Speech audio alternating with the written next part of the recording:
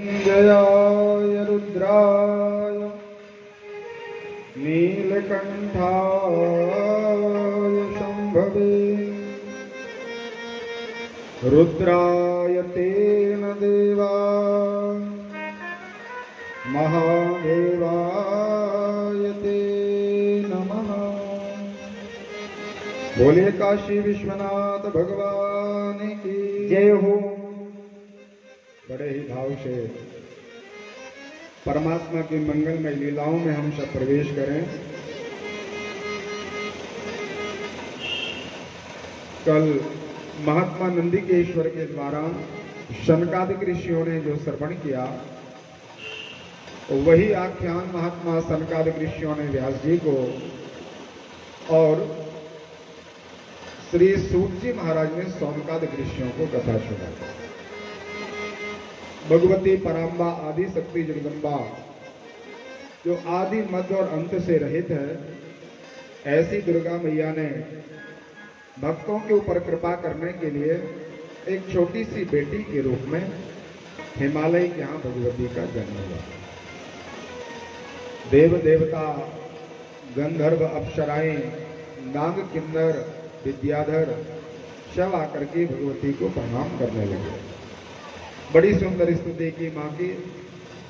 नारद जी का भी आगमन हुआ तो महात्मा नारद जी से हिमालय ने पूछा कि बताइए इसके अंदर कौन कौन से लक्षण हैं और क्या क्या अवगुण हैं। महात्मा नारद जी ने पहले सद्गुण बताए कि ये जगत की जननी है, पराम्बा है। स्त्रियां इनका नाम लेंगी, चरित्र का श्रवण करेंगी तो वो पातिव्रत धर्म का आश्रय लेंगी और इस लोक और परलोक में उनका सुंदर आश्रय होगा। केवल एक ही थोड़ा सा अवगुण है, वो अवगुण ये है कि जब इनका विवाह होगा तो इनको ऐसे पति मिलेंगे, जोगी जटिल काम मन लगन या मंगल वेश, अस स्वामी यह कह मिलें परिहस्त असरे। हिमालय विचलित हुए। मैना रानी ने भी महात्मा नारद जी के चरणों में प्रणाम किया और कहा महाराज जी आपकी बात जो है ना झूठी हो जाए, ऐसा नहीं हो। मेरी कन्या बड़ी सुकुमार कोमांगला है और इसका विवाह तो मेरा मन है बहुत सुंदर वर के साथ करने का। ऐसा क्यों होगा? तो महात्मा नारद जी ने बताया कि देखिए जो इसके भाग्य में है वो कोई बदल नहीं सकता। कहा मुनि सहनुमंत सम जो विधि लिखा लीलार, देव धनुज नर नाग मुनि कोई न कन्हार। वो तो निश्चित है होगा। तो हिमालय ने महात्मा नारद जी के चरणों में प्रणाम किया और महात्मा से कहा कि कोई युक्ति बताइए, ऐसा कोई देवता है इन लक्षणों से युक्त। तब महात्मा नारद जी ने कहा जे जे वर के दोष बखाने ते सब शिव पही मैं अनुमाने। मैंने ये सभी प्रकार के लक्षण भगवान शिव में देखे हैं।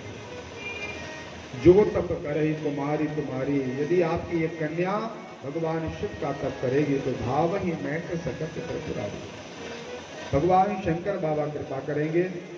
ऐसा कह के महात्मा नारद जी मैया पार्वती जी के पास आए। बिल्कुल छोटी सी कन्या है। नारद जी को प्रणाम किया और नारद जी से कहा कि भगवान आपने कहा है माता पिता से कि मेरा विवाह तो केवल शिव के साथ होगा, तो आप मुझे दीक्षित कर दीजिए, मंत्र दे दें, आप मेरे गुरु बन जाएं। तो पार्वती मैया के कान में महात्मा नारद जी ने वही शिवाय नमः ये पंचाक्षर मंत्र प्रदान किया। मैया ने महात्मा नारद जी को उस समय से गुरु ही माना है। आगे जितना वृतांत आएगा उसमें हर जगह अपितु जगत की जननी है, फिर भी लोकाचार्य में नारद जी को उन्होंने अपना गुरु पद प्रदान किया। क्योंकि बिन गुरु भगवान शिव और नारायण विरंच ब्रह्मा विष्णु महेश महाकाली महालक्ष्मी महासरस्वती जैसे परब्रह्म परमात्मा भी गुरु का आश्रय लेते हैं। गुरु का बड़ा ही आदर होना चाहिए। गुरु के वचनों को ही मंत्र मानना चाहिए। गुरु के पैरों को प्रणाम करना ही सबसे बड़ी पूजा है। गुरु के स्वरूप का स्मरण करना सबसे बड़ा ध्यान है। गुरु के वाक्य ही मंत्र मूलम गुरुर्वाक्यम। गुरु जी के वाक्य ही मंत्र हैं। आश्रय लेना चाहिए। भगवती ने अक्षरशः पालन महात्मा नारद जी के वाक्यों पर किया। महात्मा नारद जी चले गए। यहां पर कैलाश पर्वत पर एक बार भगवान शिव सती के वियोग के कारण गंगोत्री, जहां से गंगा मैया निकली हैं, ऐसे स्थान पर भगवान शिव पधारे। भारी कठिन तप किया भगवान शिव ने। तपस्या करने के कारण भगवान शिव जी के सिर से, ललाट से पसीना की बूंद निकली है, और जैसे ही वो पसीना निकला जमीन में गिरा तो पृथ्वी मैया ने अपनी गोद में उसको धारण किया। गोद में मैया पृथ्वी ने लिया और देखते ही देखते वह बालक के रूप में परिणत हो गया। सा बालो भौम इत्याख्यम प्राप्त भूता यदुद्रतम विश्वेश्वर प्रसादेन गृहत्वम प्राप्त भूमि जा। वही बालक मंगल के रूप में प्रसिद्ध हुआ। जो भौम है, ग्रहों में, नवग्रह में मंगल देवता है, वो भूमि की गोद में होने के कारण भूमि जा कहलाए। भूमि के पुत्र और भगवान शिव का अंश हैं। भगवान शिव विश्वेश्वर काशी में आकर के उन्होंने बहुत विश्वेश्वर का भजन पूजन किया, तो परमात्मा की कृपा से उनको नवग्रह में स्थान प्रदान भगवान ने कर दिया। बहुत सुंदर उन्होंने भजन पूजन किया। अवंतिका में आकर के वास किया। उज्जैन में मंगलनाथ एक मंदिर है, आप लोगों ने नाम सुना होगा, जहां मांगलिक दोष का निवारण किया जाता है। तो मंगलनाथ के रूप में साक्षात भगवान शिव हैं, और शिवलिंग के रूप में ही मंगलनाथ भगवान विराजे हैं। जो भगवान शिव का पूजन अभिषेक आदि करते हैं, तो मंगल की कितनी भी मार्केश आदि दशा हो, प्रतिकूल ग्रह बैठा हो, उस सब अनुकूलता भगवान की कृपा से होती है। निर्विघ्नं वे तपस्याश्च हेतुनाम चैव शैलजाः, सभी प्रकार की विघ्न बाधाओं का निवारण हो जाता है। भूमि मैया बड़ी संतुष्ट हुई कि भगवान आपकी कृपा से हमें बालक प्राप्त हुआ। ग्रहों का ये सेनापति कहलाता है भौम। ग्रहों में बड़े ही युवावस्था को प्राप्त पराक्रम के ये स्वामी हैं। अनेक प्रकार का तेज इनका भगवान शिव की कृपा से इनको प्राप्त हुआ। भगवान विश्वनाथ जी गंगोत्री से फिर नीलगिरी पर्वत पर पहुंचे हुए हैं, जहां पर भगवान शिव ने काकभुकुंडी के मुखार बिंद से रामचरितमानस बैठे सुने। परमात्मा का फिर भी मन थोड़ा सा विछोह में है, सती से इनका वियोग हो गया। महात्मा नंदिकेश्वर कहते हैं कि भगवान पार्वती जी के लिए महात्मा नारद जी का ये उपदेश हुआ, और मैया उसी समय से भगवान शिव का पूजन करने के लिए तैयार हुई। एक बार माँ पार्वती अपनी मैना रानी, उनकी माँ के पास गई और मैया से कहा, माँ सुनहु माँ तुम्हें दीखे यश, शपन सुनावहु तो, सुंदर गौर सुविप्रवर अस उपदेश हो। आज मुझे स्वप्न आया है मैया, और स्वप्न में कोई पंडित जी हमें दिखाई दिए विप्रवर, जो श्वेत वस्त्र धारण किए हुए हैं, ललाट में भस्मी लगी हुई है और सुंदर रुद्राक्ष की माला पहने हुए हैं। उन्होंने आकर के कहा है कि हे देवी, तुम तपस्या करो, तपस्या के द्वारा ही संसार में आपको कुछ प्राप्त हो सकता है। मैया मैना रानी ने जब स्वप्न श्रवण किया तो माँ ने कहा कि देखो बेटी, ये भगवान शिव का ही कोई अनुग्रह है, जो परमात्मा ने कृपा करके आपके ऊपर अनुग्रह करने के लिए भगवान ने स्वप्न दिया है। इसलिए आप ऐसा करो, तपस्या करो।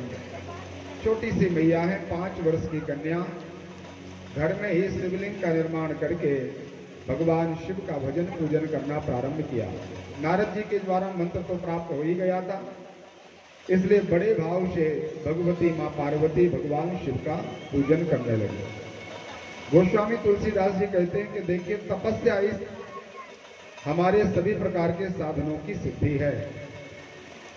आप जितना त्याग करेंगे, जितनी तपस्या करेंगे, जितना परमात्मा की तरफ बढ़ेंगे, उतना मन आपका पवित्र होगा और श्रद्धा जागृत होगी। पुण्य क्यों इकट्ठी करना चाहिए, हमें क्यों भजन करना चाहिए।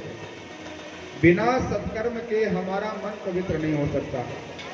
मन पवित्र नहीं होगा तो श्रद्धा जागृत नहीं होगी, और बिना श्रद्धा के हम परमात्मा के चरणों में प्रेम नहीं कर सकते, अनुराग नहीं होगा।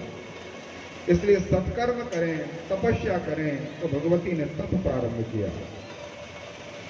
तपवल रचयो प्रपंच विधाता, तपवल रचयो प्रपंच विधाता, तपवल रचयो प्रपंच विधाता, तपवल रचयो प्रपंच विधाता, तपवल विष्णु सकल जग त्राता, तपवल विष्णु सकल जग त्राता, तपवल विष्णु सकल जग त्राता, तपवल विष्णु सकल जग त्राता, तपवल रचयो प्रपंच विधाता, तपवल रचयो प्रपंच विधाता।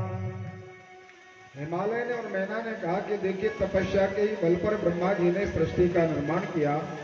तपस्या से ही भगवान नारायण जगत के पालनहार हैं। तपबल शंभु करहीं संसारा, तपस्या के द्वारा भगवान शिव इस त्रिलोकी का संहार कर देते हैं। इसलिए भवानी आप तपस्या करिए। मैया तपस्या करने के लिए निकली। घर का इन्होंने त्याग कर दिया। इनको लगा कि बहुत सा समय अनेक प्रकार के कार्यों में निकल जाता है, इसलिए अब एकांत में तपस्या करनी चाहिए। तो दो सखियों को लेकर के मैया हिमालय की गहन गुफाओं में प्रवेश की और बड़ा सुंदर तप मैया ने प्रारंभ किया। बालू के शिवलिंग का निर्माण करके बिल्व पत्र आदि से उनका पूजन करती हैं, और कभी कुछ अन्न ग्रहण कर लेती हैं, कभी उसका त्याग कर देती हैं। फलों का आहार लिया, फलों को त्याग दिया। कछु दिन भोजन बारी बतासा, जल के ऊपर जो फैन सा आ जाता है उसको आहार बनाया मैया ने, उसका भी त्याग कर दिया। पर कई वर्षों तक भगवती ने बिल्व पत्र का आहार लिया। जैसे कई लोग सोमवार का व्रत करते हैं बिल्व पत्र लेकर। पहले तो भगवती माँ रसयुक्त बिल्व पत्र, गीले बिल्व पत्र को, हरे बिल्व पत्र को पाती थी। तो मैया को लगा इसमें भी रस है, इसका भी त्याग कर दो। घर में अपनी गुफा में लाती, बेलपत्री को सुखा लेती, और जब सूख जाती तो सूखे सूखे पत्ते पाती। उन पत्तों का भी जब भगवती माँ पार्वती ने त्याग किया तो मैया का नाम अपर्णा हो गया। उमहि नाम तब भयो अपर्णा, पर्ण का उन्होंने परित्याग कर दिया। घोर तप किया भगवती जगदम्बा ने। सभी प्रकार के महात्मा लोग आए और मैया के चरणों में प्रणाम करने लगे। देवताओं ने कहा कि आप चिंता न करो, आपने जो तप किया है ऐसा किसी ने आज तक तपस्या नहीं की। भयऊ मनोरथ सफल तब सुन गिरिराज कुमारी, पर हर दुसह कलेश सब अब मिल हैं त्रिपुरारी। देवताओं ने कहा देवी आप अब तपस्या छोड़ दो, इस कठिन उपवास का परित्याग करो। हम कहते हैं आपको भगवान शंकर मिलेंगे, आप चिंता न करो। तो मैया ने विचार किया, देवताओं ने कहा है कि मिलेंगे, भगवान थोड़ी आए अभी। इसलिए माँ ने अपनी तपस्या को पूरा नहीं किया। महात्मा लोग लज्जित होने लगे कि देखिए हम लोग तपस्वी माने जाते हैं कि हमने इतना तप किया, हम इतने वैरागी हैं, हम इतने बड़े सन्यासी हैं, लेकिन पार्वती की तपस्या देख करके हमें लज्जा आती है। हम क्या तपस्या करेंगे, हमने क्या त्याग किया, हमने क्या तपस्या की जो आज पार्वती ने दिव्य तप का आश्रय लिया है। भये अनेक धीर मुनि ज्ञानी, अनेक प्रकार के धैर्य धारण करने वाले ज्ञानी मुनि हुए, लेकिन पार्वती जैसा तप किसी ने नहीं किया। अनंत तप में भगवती निमग्न है। एक बार समस्त देवता भगवान शिव के पास गए और बाबा से कहा, प्रभु मैया पार्वती की तपस्या के तेज के कारण ये त्रिलोकी ध्वस्त हो जाएगी, समाप्त हो जाएगी। इतना घोर तप किया है और उनके उस तेज के कारण मुझे लग रहा है एक तो वे स्वयं अपनी देह को पूरा कर देंगे, ऊपर से ये भवाट भी समाप्त हो जाएगी। शिव जी ने श्रवण किया। परमात्मा ने कहा देवताओं को आप लोग चिंता न करें, हम बहुत जल्दी उनकी तपस्या का वरदान देने के लिए पहुंचेंगे। देवताओं को तो परमात्मा ने विदा कर दिया और 7 ऋषियों को बुलाया। महात्मा सप्त ऋषि आए हैं। उनको भगवान शिव ने कहा कि देखो, मेरा आप तत्व जानते हो, लेकिन आपको ऐसा करना है कि वहां जाकर के जितनी निंदा हो सके उतनी निंदा करना आप लोग मेरी, और पार्वती को उसके अपने वचन से डिगाना, कहना कि देखो शिव से एकाकी रहने वाले मरकट लोचन भस्मादि लगाने वाले भगवान शिव के साथ विवाह करने से तुम्हें लाभ क्या मिलेगा। ऐसा कह के भगवान ने उनको विदा किया और भोले बाबा के मन में भगवान राम जी का प्राकट्य हुआ। भोले राम जी सरकार की जय हो। शंकर भगवान समाधिस्थ हैं और उनके हृदय में भगवान राम जी सामने प्रकट हुए। इष्ट हैं भगवान शिव जी के राम जी, और दोनों में कितनी बड़ी प्रेम परस्पर प्रीति है कि एक दूसरों का स्वामी मानते हैं, एक दूसरों के ये सखा हैं, स्वामी हैं, दास हैं और मित्र प्रेमी हैं। 4 संबंध राम जी के और भगवान शिव के हैं। इस प्रकार से भगवान शिव का प्रेम देख करके भगवान राम जी सरकार प्रकट हुए। परमात्मा ने प्रणाम किया, शिव जी ने उनको प्रणाम किया। परमात्मा ने कहा, भगवान आप बताइए आपका आदेश क्या है, मैं आपका दास हूं। नेम प्रेम संकर कर देखा, अविचल हृदय भगत की रेखा। प्रगटे राम प्रतग्न कृपाला, रूप शील निधि तेज विशाला। बहु प्रकार संकर ही सराहा, तुम बिन अस व्रत को निर्वाहा। भगवान राम जी कहते हैं, भगवान आपके समान संसार में ऐसा कौन व्रतधारी होगा जिन्होंने इतना दिव्य आश्रय लिया है। अब तो भगवान मेरी एक ही प्रार्थना है, आप कृपा करके अति पुनीत गिरिजा की करनी, विस्तर सहित कृपा निधि वर्णी। परमात्मा ने बहुत आनंद से शिव जी के सामने पार्वती जी की प्रशंसा की और कहा, भगवान एक विनती है हमारी। अब विनती मम सुनहु शिव, जो मो पर निजने। जाय विवाह सैल जहीं, यह मुहि मांगहु दे। हे प्रभु, हमारी विनती है कि अब तो आप बहुत जल्दी मां शैलजा पार्वती के साथ विवाह करने के लिए तैयार हो। वहां पर 7 ऋषि पहुंचे हुए हैं। भगवान शिव के आदेश से महात्मा ऋषियों को आता हुआ देख करके मैया पार्वती ने बड़ा सुंदर उनका पूजन किया, बैठने के लिए आसन पाद्यार्घ दिया, पूजन किया और कहा, महाराज जी आप लोग पधारे हो, बहुत बड़ी कृपा की। हम भगवान शिव का पूजन करने के लिए तैयार हैं। बहुत लंबा समय हो गया लेकिन अभी तक भगवान शिव का दर्शन हमें प्राप्त नहीं हुआ। आप कृपा करके बताइए कि भगवान शिव कब तक हमें दर्शन देंगे। तो 7 ऋषियों ने, देखिए बहुत सावधानी से सुनना, जब हम कोई धर्म कर्म करते हैं तो अनेक प्रकार के व्यक्ति हमारा साहस की परीक्षा लेते, धैर्य की परीक्षा लेते हैं। महात्मा लोगों ने ऐसा प्रयास नहीं बचा जो प्रयास न किया हो। कहा, देवी अरे क्यों निर्जल जंगल में तुम ऐसी तपस्या कर रही हो, किसी जंगल में कोई सुनने वाला ना हो और आप जोर जोर से चिल्लाओ, मुझे बचा लो, मुझे बचा लो। तो कितना भी गला फाड़ करके आप चिल्लाइए, सुनने वाला तो कोई है ही नहीं। प्रयास आपका कोई प्रयोजन का नहीं है। इसी तरह वो शिव जी तो दिगंबर भेषधारी हो गए, सन्यासी हो गए, कामदेव आदि पर उन्होंने विजय प्राप्त कर ली। सती के मरने के बाद उन्होंने गृहस्थ जीवन का परित्याग कर दिया। अब आपको क्यों प्राप्त होंगे? और एक और बात, प्राप्त हो भी जाएंगे तो तुम्हें लाभ क्या मिलेगा? अरे तुम कहो पार्वती, तुम्हें अन्य देवताओं के साथ तुम्हारा विवाह कराना है। पार्वती जी ने कहा, नारद कहा सत्य सोई जाना। मैया कहती, जो नारद जी ने कहा है वो सत्य है, और एक बार नारद जी का वचन मुख से निकला है तो वो कभी झूठा नहीं हो सकता। भगवान शिव का ही हमने मन वचन कर्म से वर्ण किया है, तो वर्ण एक बार करना पड़ता है। वर्ण मैंने कर लिया, मैंने तो भगवान शिव को पति मान लिया, वो आए या ना आए वो उनका काम है। यदि भगवान शिव वरदान देने के लिए नहीं आएंगे तो हमें कोई गिलानी भी नहीं है, इस शरीर को हम पूरा कर देंगे।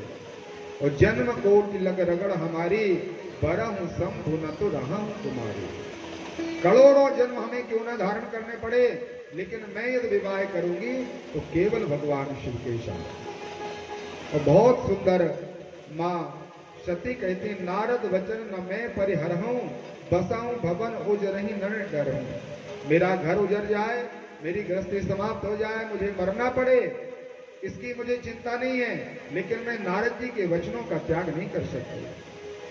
गुरु के वचन प्रतीत न जेहि, सपने सुगम न सुध सिद्धि सुख सिद्धि होई।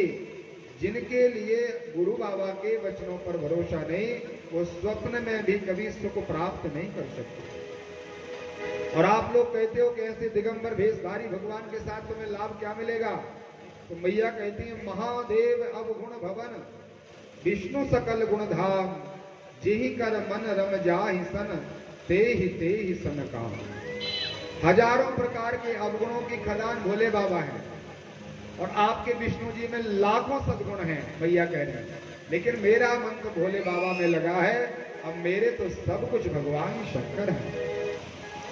7 ऋषियों ने फिर से कहा कि देखो वो नारद ऐसा ही है, उसका विवाह आदि नहीं हुआ, तो जैसे वो भटक रहा है, वो चाहता है कि आपका भी ऐसा ही हो, कोई विवाह आदि ना हो। अभी आपकी युवावस्था है, आपका शरीर सुंदर है, आप अभी भी विचार करो तो हम आपका अन्य जगह विवाह करा देंगे। मैया ने अपना दृढ़ भाव प्रदर्शित किया। बोले महाराज देखिए, बहुत सुंदर तुलसीदास जी ने लिखा है, तजहु न नारद कर उपदेशो, आप कहीं 7 बार महेशु।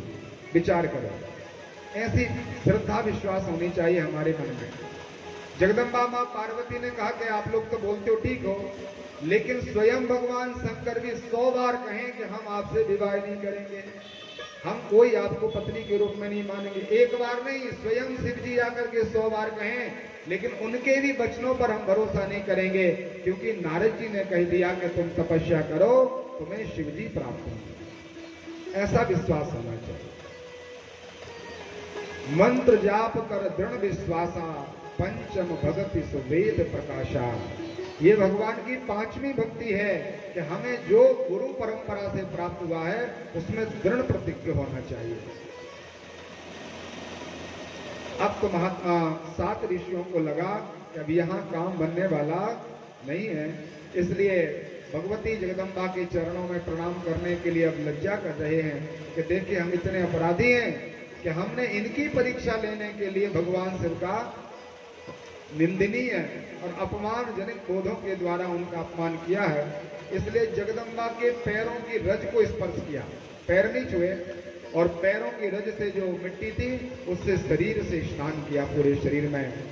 महात्मा लोग कहने लगे, माँ तुम माया भगवान शिव सकल जगत पितुमात, नाय चरण सिर मुनि चले, पुनि पुनि हर सतगात। बड़े प्रसन्न भाव से कहा कि आप तो जगत जननी मैया हो और भगवान शिव जगत के पिता हैं, हमें तो भोले बाबा का ही आदेश मिला था, हमें क्षमा करो। ऐसा जय जयकार करते हुए जगदम्बा का 7 ऋषि महात्माओं से चले गए। बोल जगत जननी माई की जय हो। यहाँ पर भोले बाबा राम जी से तो कह दिया कि हम विवाह करने के लिए जाएंगे, आपके वचनों का आदेश लेंगे, लेकिन परमात्मा की समाधि लग गई। भोले बाबा कब समाधि में चले जाएं इसका कोई भरोसा नहीं है। राम जी से कह दिया, देवताओं से कह दिया कि नहीं हम विवाह करेंगे, 7 ऋषियों से प्रेम परीक्षा भी हो गई, और सबने समाचार दिया कि एक वचन से मन काय और चरणाश्रय केवल आपका भगवती ने लिया है। फिर भी भोले बाबा तैयार नहीं हुए, समाधि में चले। एक वज्रांग नाम का दैत्य था, हिरण्याक्ष का ये बेटा है। इसने वीरनी के साथ सुंदर पाणी ग्रहण किया, और जब पत्नी ने कहा कि आप कृपा करके हमें पुत्र प्रदान करें, मुझे ऐसा पुत्र भगवान दीजिए ताकि हमारा पुत्र त्रिलोक विजय हो, उस वज्रांग की पत्नी ने